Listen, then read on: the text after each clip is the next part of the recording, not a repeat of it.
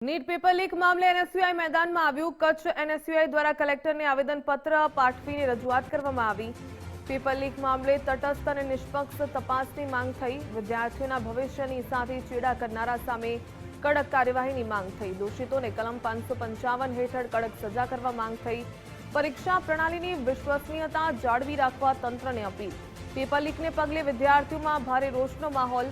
ભવિષ્યમાં પારદર્શક તપાસ થાય તેવી એનએસયુઆઈની પ્રબળ માંગ।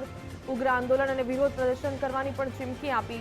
કલેક્ટર કચેરીની બહાર એનએસયુઆઈ કાર્યકરોએ સૂત્રોચ્ચાર કરીને વિરોધ કર્યો।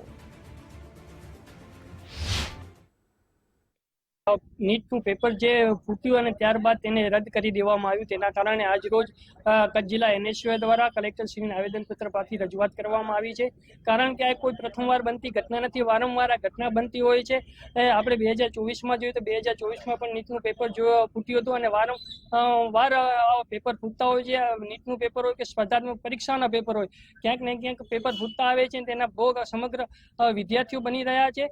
ક્યાંક ને ક્યાંક વાલીઓ પોતાના પેટે પાતા માંદી અને વિદ્યાર્થીઓને ભણાવતા હોય છે। તેમના વર્ષોની મહેનત હોય છે આ પરીક્ષામાં, પણ ક્યાંક ને ક્યાંક એમના સપના હોય છે કે આગળ જઈને તે ડોક્ટર બનશે કે મેડિકલ લાઈને પોતાની સેવા આપશે, પરંતુ જ્યારે આ ઘટના બને છે ત્યારે વિદ્યાર્થીઓ માનસિક તણાવમાં આવી જતા હોય છે અને તેને કારણે તેમની ખૂબ જ હાલાકીનો સામનો કરવો પડતો હોય છે। એક્ઝામ માટે તૈયારી કરું છું અને મેં સાથે સ્ટડી પર કરેલું છે એની માટે, અને આ વખતેનું જે પેપર હતું એ મારું ખૂબ જ સારું ગયું હતું। પર આ સરકાર અને એનટીએની જે બેદરકારી છે, જે કરપ્ટ જે ઓફિસર છે એમને લીધે જે પેપર લીક થયું છે, એના કારણે મને બહુ જ થાય છે, મને માનસિક તણાવ આવે છે। કારણ કે મેં આવડી મહેનત કરેલી હતી ને તે છતાંય આવી રીતે પેપર લીક થઈ જાય છે, અને હવે બીજી વાર પેપર કેવું આવે અમને